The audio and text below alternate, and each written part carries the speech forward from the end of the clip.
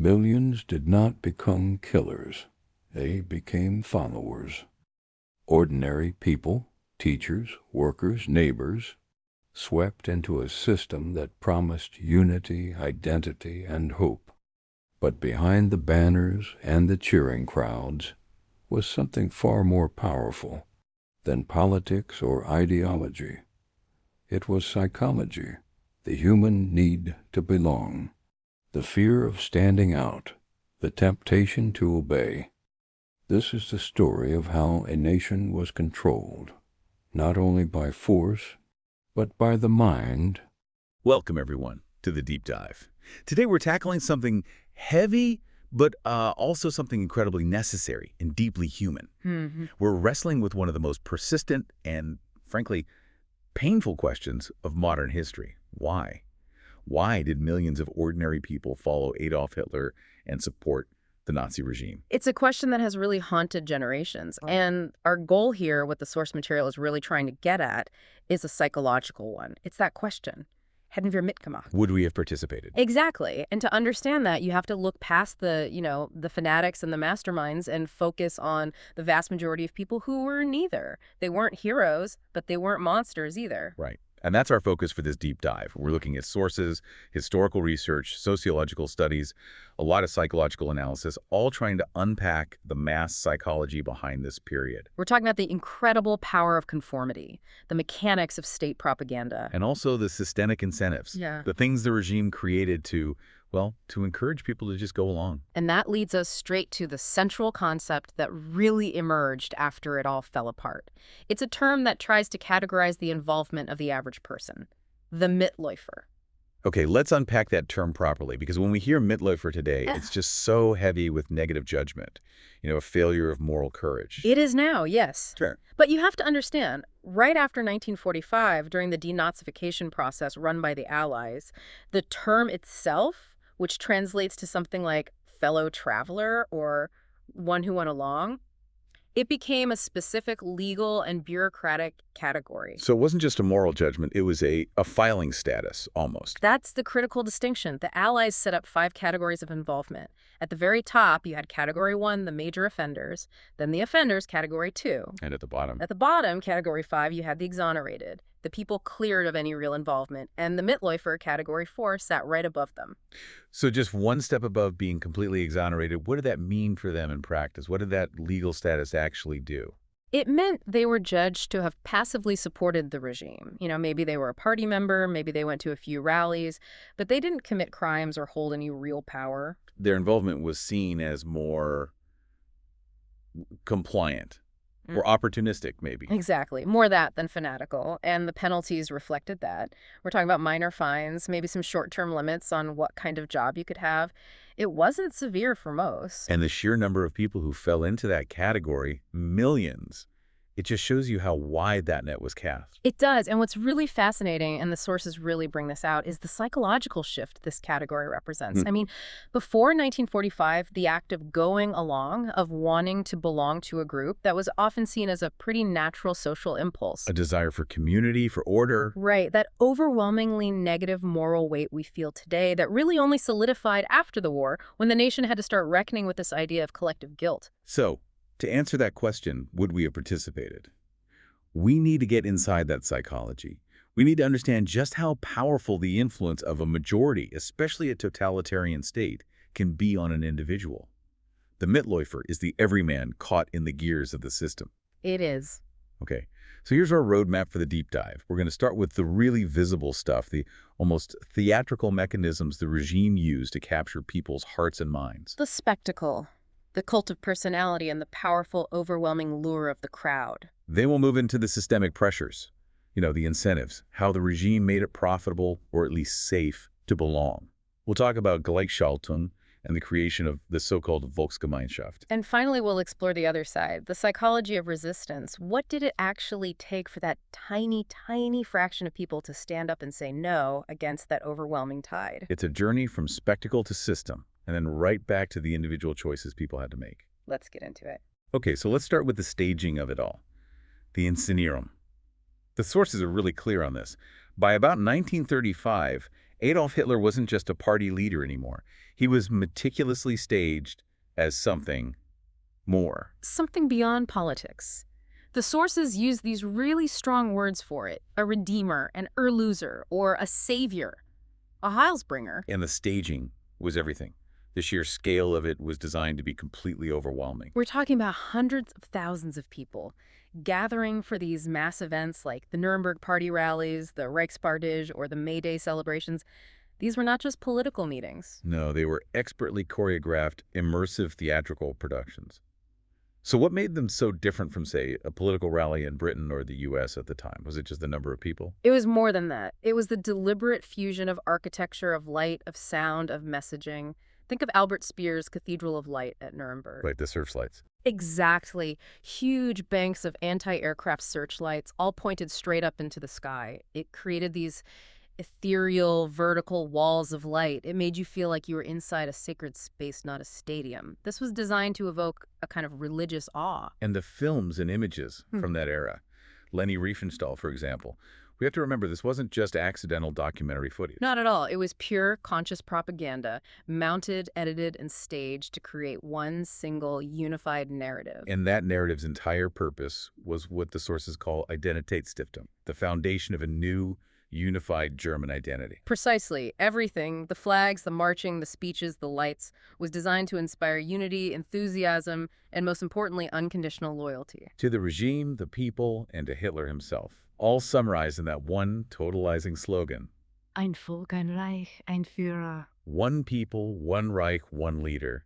It wasn't just a political call to action. It was an emotional decree. It demanded your complete identification with the collective. And here's the consequence of that meticulous image control, which is so profound. Because they were so effective at engineering their public perception, those official propaganda images still dominate how we visualize that era. That's so true. We lack mass-produced visual alternatives. We don't have 1,000 home movies showing people looking bored or skeptical at a rally. The official image is almost all we have. The visual medium was a weapon. But let's pivot to the psychology of being in that crowd, because the desire to be swept up is universal, and the Nazis were masters at exploiting that. They were, and let's use that Oktoberfest analogy because it's so helpful. Yeah, it really is. Think about it. You'll see normally reserved, quiet people. They'll get up on the benches, they'll sing these loud, often very cheesy Schlager songs at the top of their lungs. Which they would never, ever do by themselves in public. Never. They're participating in a kind of collective euphoria that's only possible because everyone else is doing it. It shows you how contagious that collective emotion is and the powerful immediate pull of the group. And you have to remember the context. In the early 1930s, Germany was reeling. Post-WWI, humiliation, economic collapse, political chaos. There was no internet, no social media, none of the mass entertainment we have. So these state-sponsored, highly produced events, they filled this massive sociological and psychological void. They tapped into a deep, desperate need for a strong, unified community identity, a Gemeinschaft. So the rallies weren't just offering political direction, they were offering a sense of belonging, strength, purpose. Things that have been missing for a very long time. Yeah. The crowd becomes a kind of psychological shelter. Exactly. But the Führer cult didn't just stop when the rally ended. It had to permeate everyday life. So how did they make his image so omnipresent, even when you weren't in a massive stadium? Well, after he became chancellor, his physical and symbolic presence was just constant. His portrait was mandatory in every office, every school, most homes. You saw him in the cinema newsreels, which were essential viewing. On the streets with flags and banners, and of course the mandatory salute.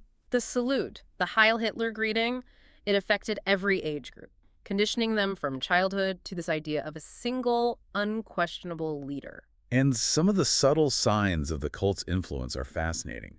We talked about the popularity of the name Adolf. Yes, the name saw a huge spike in popularity in 1933 and 1934. It's a small thing, but it shows his status as, at the very least, a national trendsetter. And the mustache. The Hitlerbart? The two-finger mustache. It existed before him, of course, but his complete saturation of the visual landscape meant he monopolized it. It became an ideological symbol just through his association. And the consequences for even slightly disrespecting that image. They reveal the extent of the regime's control over private life. The sources point out that just insulting Hitler could be considered grounds for divorce. Think about what that means. The state is intervening directly into the most intimate bond, the family. It's not just treason against the state anymore. It's treated as a fundamental moral failing against the collective and against the leader himself. It shows how deep that enforced reverence ran. It controlled the public square, the workplace, and right down to the home.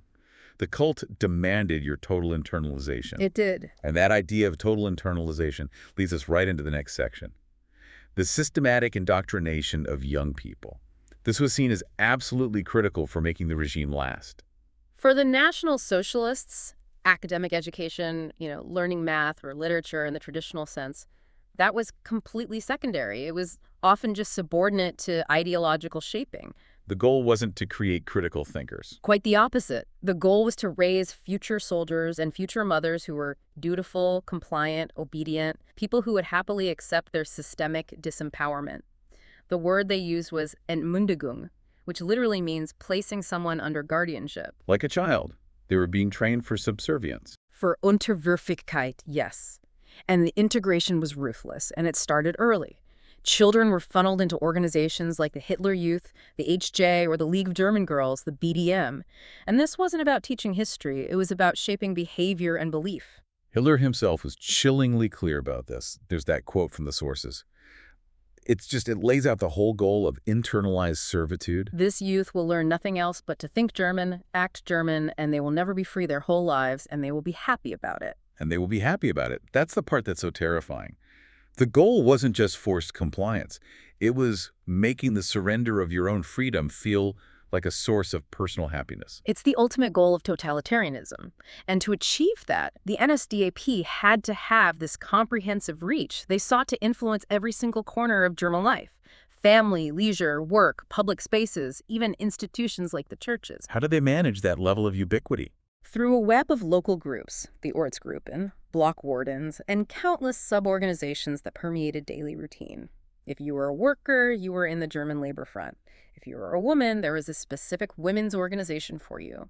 They systematically removed the possibility of a private life, a life outside the party's gaze. And this brings us right to the fundamental psychological concept at the heart of the Mittläufer phenomenon, conformity. We join a group for security, for belonging. But the trade-off, the price you pay, is surrendering some of your individual freedom. The norms of the group become your personal guidelines. And if you fail to meet those conditions, you face immense pressure, peer pressure, what the Germans call Gruppenzwang. And this psychological pressure to align with the majority is absolutely critical to understanding why so many people chose to go along, even when their private conscience might have been screaming at them. This is where the analysis in the sources gets really deep, because they use this powerful modern experiment to illustrate just how hard it is to engage in even low-stakes nonconformity. Right, the public singing experiment. The scenario was simple. Researchers would go into a busy pedestrian zone in Frankfurt, and they'd ask an individual to stand on a small box and just sing out loud. Something totally harmless, but also profoundly against unwritten social rules. And when they approached people individually, the results were almost universal hesitation, or just flat-out refusal. One subject said the discomfort came from the attention, the strange looks, worrying what people would think. Is she crazy? What is she doing? So the fear wasn't physical, it was social shame. Purely social. It's the sheer force of these unwritten, fixed social norms.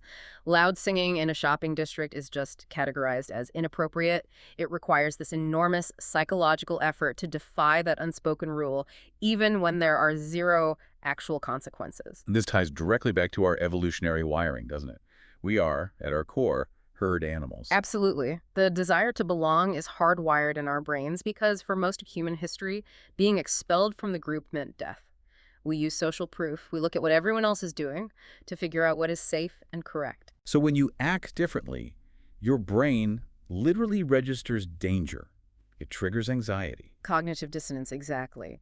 You have to justify to yourself why your behavior is right when the actions of everyone around you suggest it's wrong. So when they repeated that experiment in Frankfurt, but this time with a small group, the result completely flipped. It flipped entirely. When they got 6 people together to sing Happy Birthday, it became significantly easier. The group environment provided a kind of psychological armor. That's the power of having an ally, isn't it? It is. Being surrounded by others doing the same thing made the behavior suddenly feel normal, at least within that small context. The subjects felt reassured because they weren't isolated individuals facing judgment anymore. They were part of a unified, temporary front. You're no longer an outsider, you're part of a we, and you can look to your allies for reassurance. See? We're normal here. That internal shift just drastically reduces the anxiety of nonconformity. So let's connect this back. If it takes that much psychological effort to sing happy birthday in a street where nothing bad can happen to you, no police, no fine, just some strange looks, how astronomically harder is it to not conform when that behavior is sanctioned by losing your reputation, losing your job, by police intervention, prison, persecution, or even death? The difference is exponential. In the Nazi system, the threat was total. The Gruppenzwang was enforced by the state with violence. The sources confirm that very few Germans were true resistance fighters, precisely because overcoming that hardwired impulse to belong when the state has weaponized social exclusion and terror. It's a heroic, deeply unnatural act for a human being. We are fundamentally influenced by the people around us. That is a permanent human condition, and the Mitläufer phenomena is just the catastrophic result of that condition going unquestioned in a totalitarian state. While the cult and the crowd were vital for that initial enthusiasm, the regime's long-term survival depended on systemic control. And, crucially, on providing very clear incentives for complicity. Right. After Hitler became chancellor in January 1933, the consolidation of power, the diktat of the state, was incredibly swift, and it was legalistic, which made it harder for people to see it as a coup. All other political parties, all the trade unions, they were banned almost immediately. By July of 1933, just 6 months in, Germany was officially a one-party state, governed only by the NSDAP. And this was the process of Gleichschaltung, synchronization or coordination. The goal was total bureaucratic alignment. It wasn't just about forcing people to agree with Nazi ideology. It was about dismantling and replacing every independent structure in society. So what did that look like on the ground? Was it just overnight chaos? No, it was meticulous. It was bureaucratic. Take the media. Independent newspapers were either shut down or forced to adhere to strict editorial guidelines from the propaganda ministry. And professional associations, doctors, lawyers. All dissolved and then reformed under new Nazi-controlled leadership. Local and state governments lost all their autonomy. Every sphere of life, right down to sports clubs and singing societies, was purged and synchronized. Anything considered un-German or non-Aryan was slated for destruction. And this violent purification process is where the Mitläufer crosses that line from just being a passive follower to becoming an active opportunist. The sources are really clear that these purges created massive career opportunities overnight. Absolutely. This was the dark engine of economic incentive. The mass dismissals, especially of Jewish individuals, but also outspoken regime critics, communists, social democrats, suddenly left tens of thousands of good jobs open. In universities, law firms, hospitals, government. All of it.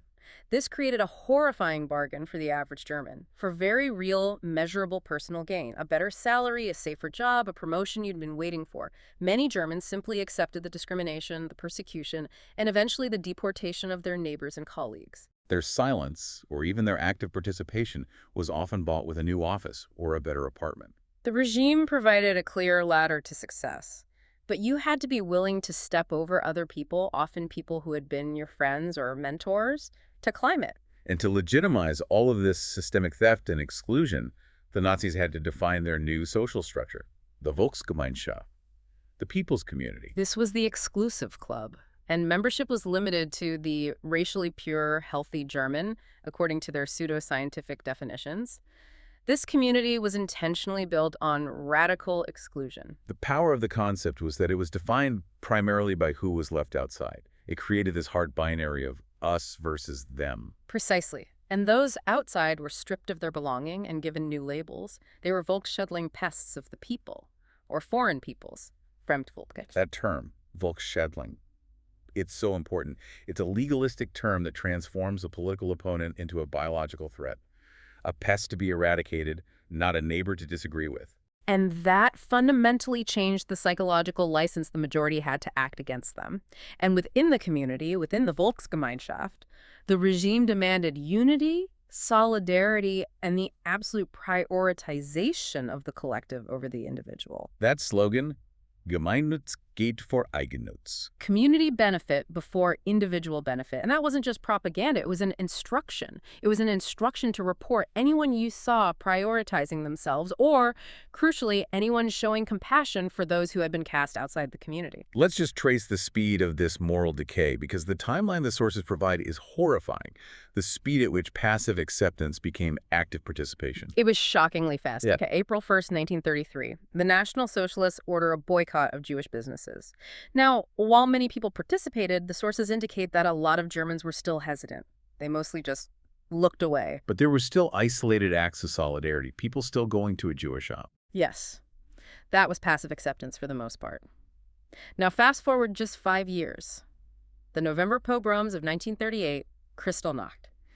Jewish people are now being violently abused, abducted, murdered in the streets. And now, a significantly larger number of Germans became active perpetrators, looting, participating in the violence. The key here is the normalization of exclusion. By 1938, protest against this violence was virtually non-existent because the logic of the Volksgemeinschaft had fully taken hold. Once you were outside that circle, once you were labeled a pest, you lost your right to protection. You were no longer seen as a person on eye level. Exactly. And that psychological shift is what allowed for the normalization of increasingly absurd legal restrictions. The sources mention the systematic rules forbidding Jews from using streetcars, or sitting on certain park benches, or towns proudly advertising themselves as Judenfrei-free of Jews. And these actions were no longer seen as criminal or even immoral by most of the Mitläufer class. They seemed logically consistent. Because the excluded group was no longer perceived as belonging to the human community that deserved protection, the psychological distance created by those labels facilitated the collapse of fundamental human decency.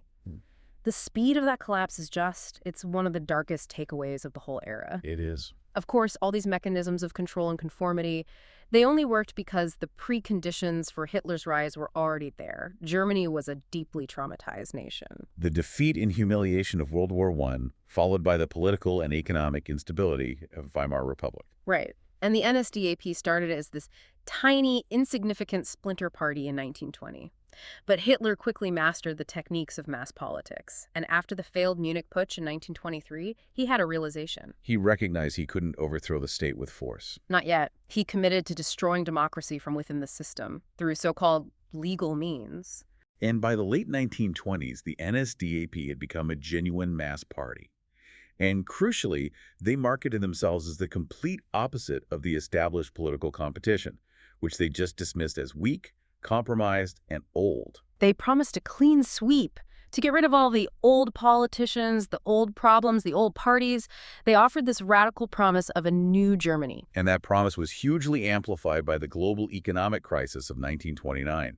People were desperate, unemployed, terrified for their future. And Hitler skillfully exploited that fear and chaos. He was positioned as the solution precisely because he had never been in power before. He was seen as unspent or unworn, untainted by the failures of the Weimar system. So for many people, even in the educated professional classes, he wasn't necessarily a messiah, but he was definitely seen as the lesser evil, the only one strong enough to restore order. The only one who could make Germany strong again. And the actual political maneuvering that ended German democracy is just so short and brutal.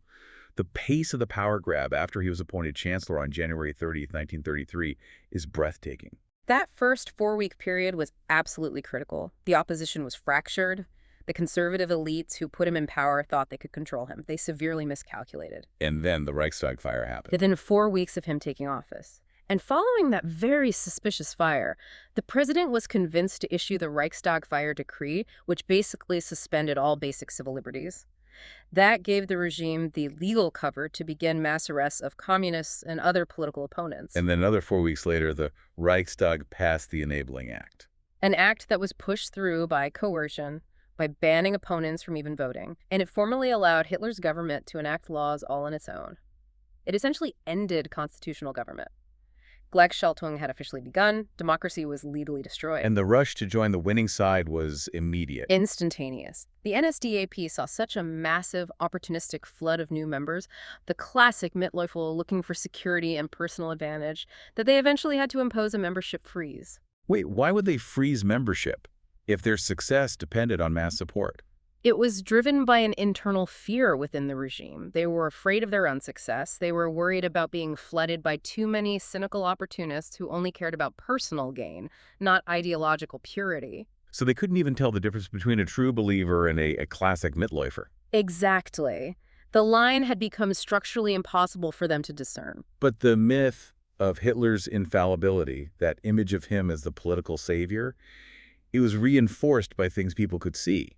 Tangible successes, even if they were built on very shaky foundations. The economic policies of rearmament, building up the army, massive public works programs, they did create jobs. They did temporarily reduce unemployment. Even if it was funded by reckless state debt that was basically going to be paid for by conquering other countries. Right. And even today, people will point to the construction of the Autobahn network as a positive achievement of that era.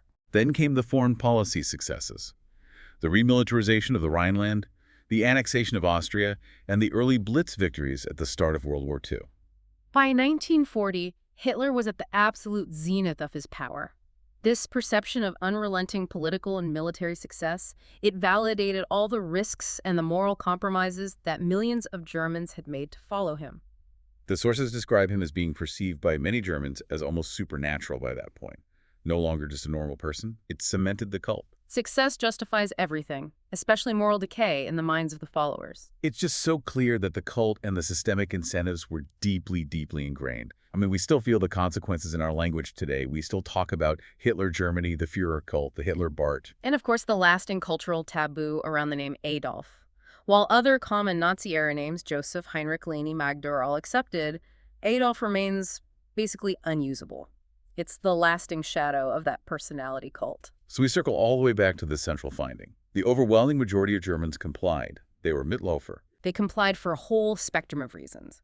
Genuine conviction for some, blind obedience for others, profound opportunism, sheer convenience, and of course, overwhelming fear. The critical point is that the Nazis didn't need every German to be a fanatic. Not at all. They just needed the majority not to resist. That's all it took for the system to function perfectly. And that brings us to the individuals who chose otherwise.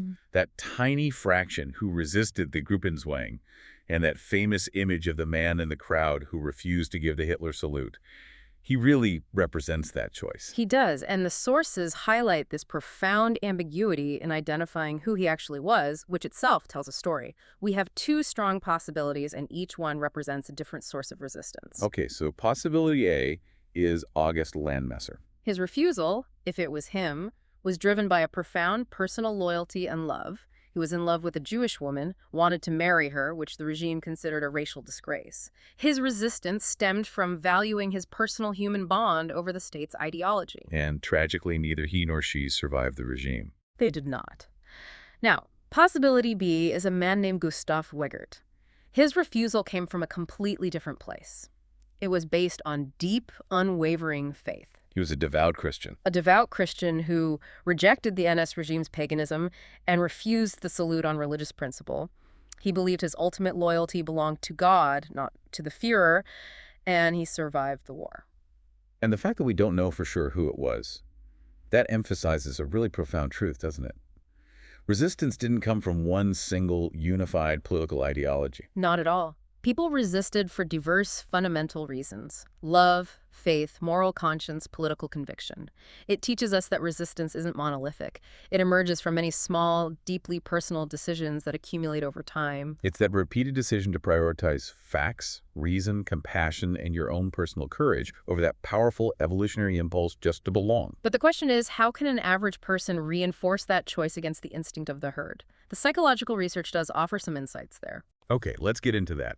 If the Mitläufer choice is rooted in that deep fear of social isolation, what specific strategies can you or I use to consciously reinforce reason over compliance? Well, one key strategy is something psychologists call pre-mortem thinking. You actively anticipate the group's pressure before the critical moment arrives. So you rehearse it in your mind. You do. If you mentally rehearsed what you would do if, say, you were asked to participate in a boycott, you create a kind of cognitive anchor that's much harder to dislodge when the emotional pull of the crowd starts to take over. So it's about establishing a personal core value set, a red line that you commit to beforehand. Precisely. Another technique is to actively seek out dissenting opinions, even when especially when they make you uncomfortable. The Nazi system depended on eliminating all dissent, on Gleichschaltung. So on an individual level, we can fight that by intentionally exposing ourselves to different views. Yes. You can reinforce your own reliance on facts by reading things you disagree with, by having conversations with people who see the world differently. It prevents that psychological synchronization that makes the group's narrative feel so infallible. And that brings us back to the ultimate psychological takeaway from the researchers, the one from the singing experiment. We can more easily withstand group pressure when we have allies. The presence of just one other person who chooses not to conform makes the cost of stepping out of line exponentially lower. That single ally transforms what would be a solitary, dangerous stand into a shared, safer choice. The lesson of the Mitläufer isn't just about the failures of history. It's really a living blueprint for how to protect our individual integrity today. It is. So this deep dive into the psychology of the Mitläufer, it's been intense, but it's shown us, I think, three critical things. First, the staggering power of orchestrated spectacle and cult creation. Second, the incredible speed at which moral standards can just collapse when you introduce systemic incentives like opportunism and exclusion. And third, the immense evolutionary difficulty of nonconformity, even in the most trivial, harmless circumstances. And the phenomena we've dissected here, the lure of the crowd, the pressure to conform, the tendency to accept personal gain at the expense of others, these are fundamental psychological forces. They are not relics confined to the 1930s. No, they are still actively at work in our society, in our politics, in our workplaces right now, today. The history of the Mitläufer is a profound challenge to our present selves. We've established that the impulse to belong is overwhelmingly powerful and that it takes active steps to overcome it. Which leads to our final question, and it isn't a historical one. It's immediate. Given how difficult it is to avoid being a fellow traveler, what specific, measurable step, a pre-mortem commitment, an intentional search for a dissenting voice, what can you put into practice this week to reinforce your own reliance on reason and facts? And what is the smallest act of allyship? That tiny decision to stand with someone, not against them, even when the current of the group flows in the opposite direction, that you can commit to today. That choice, as always, remains yours. Thank you for joining us for this deep dive. Farewell.